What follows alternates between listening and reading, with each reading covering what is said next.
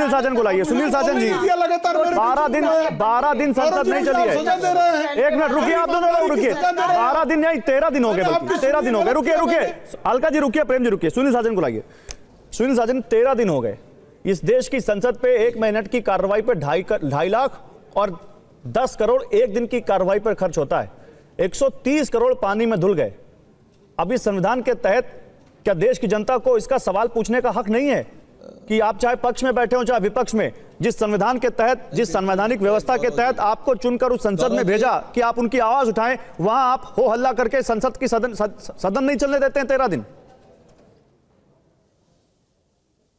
गौरव जी, अगर आपको याद हो तो हमारी नेता आदरणीय डिंपल यादव जी ने पत्रकारों से बातचीत करते हुए कहा था कि समाजवादी पार्टी चाहती है कि देश का संसद चले, हम कम से कम आम जनमानस के जो सवाल हैं, जो सरकार की गलत नीतियां हैं, उनको कम से कम हम देश की सबसे बड़ी पंचायत में उठा सकें, जो विपक्ष की भूमिका में हम लोग बैठे हैं। एक बात, मैं बहुत समय आपका नहीं लूंगा, एक सवाल केवल वाजपेयी जी से है, क्योंकि मुझे लगता है इस पूरी हम लोगों के डिबेट के साथियों में सबसे बुद्धिजीवी वाजपेयी जी हैं। उसका जवाब बीजेपी ने नहीं दिया था। मैं वाजपेयी जी से चाहता हूं कि हिंदू महासभा आरएसएस संविधान के खिलाफ थी कि नहीं थी, ये बता दें। और भारतीय जनता पार्टी के सम्मानित प्रवक्ता एक बात बहुत बार कह रहे हैं, तो आप एलजेपी से आरएसएस का सवाल पूछ रहे हैं। इंदिरा जी जातिवादी थी। सुन लीजिए, अरे मेरा सवाल तो सुन लीजिए महाराज, कि हम ये कह रहे हैं कि अगर बीजेपी के हिसाब से मान लें कि नेहरू जी जातिवादी थे, इंदिरा जी जातिवादी थी, राजीव जी जातिवादी थे, तो क्या आज की भी सरकारें जातिवादी हैं? और अगर जाति जनगणना कांग्रेस ने कराई और जारी नहीं किया, तो जो हश्र कांग्रेस का है वही हश्र भारतीय जनता पार्टी का होगा। क्योंकि जो लोग भी पिछड़े दलित आदिवासियों के खिलाफ हैं, उनका यही हश्र होगा।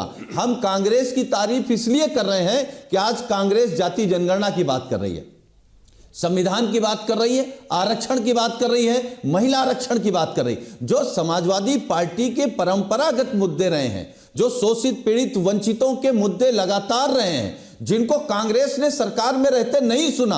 आज कम से कम कांग्रेस सुन रही है, वो बोल रही है। लेकिन भारतीय जनता पार्टी क्यों भाग रही है? क्यों भाग रही है?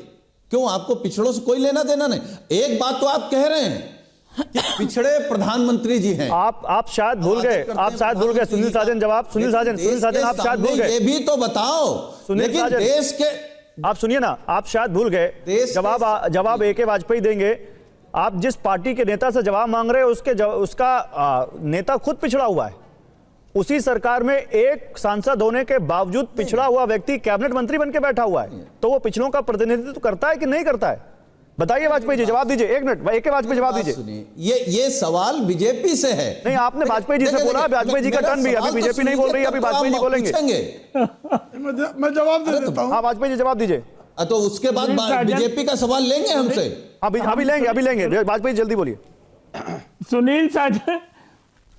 सुनील साजन सिंह भूल गए हैं कि हम और आप समाजवादी पुराने हैं, हमारे पुरखे भी समाजवादी थे, हम आज भी समाजवादी हैं, चाहे एनडीए के साथ हैं चाहे यूपीए के साथ भी रहे हम, और मूल्यों को सही तरीके से प्रोटेक्ट करते हैं। इसीलिए हमें इस सरकार पे पूरा यकीन था, है और रहेगा कि पूरे संविधान के हिसाब से 10 साल में काम हो रहा है। बताइए कौन से रिजर्व? वाजपेयी साहब, अखिलेश यादव ने एक बड़ा सवाल पूछा। वाजपेयी साहब सुनिए, साजन जी रुकिए। आज अखिलेश यादव ने क्या कहा? अगर आप उस पार्टी पर पूरा भरोसा रखते हैं तो उसी पार्टी की सरकार पर अखिलेश यादव, जिनको आप समाजवादी मानते हैं, उन्होंने यह आरोप लगाया कि मुसलमानों के साथ दोहरा व्यवहार हो रहा है, दोहरे स्तर का व्यवहार हो रहा है, दोयम दर्जे का व्यवहार हो रहा है। यह आरोप लगाया कि नहीं लगाया? हम अखिलेश यादव, एक सेकंड गौरव जी, हम अखिलेश यादव को समाजवादी नहीं मानते हैं, बिल्कुल नहीं मानते हैं।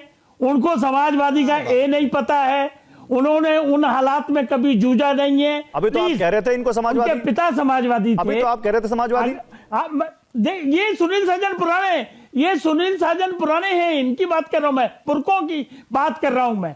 ये आज के जो लड़के, अरे इतने भी पुराने नहीं है कि अखिलेश यादव से पुराने हो गए। इनको क्या मालूम है समाजवाद का?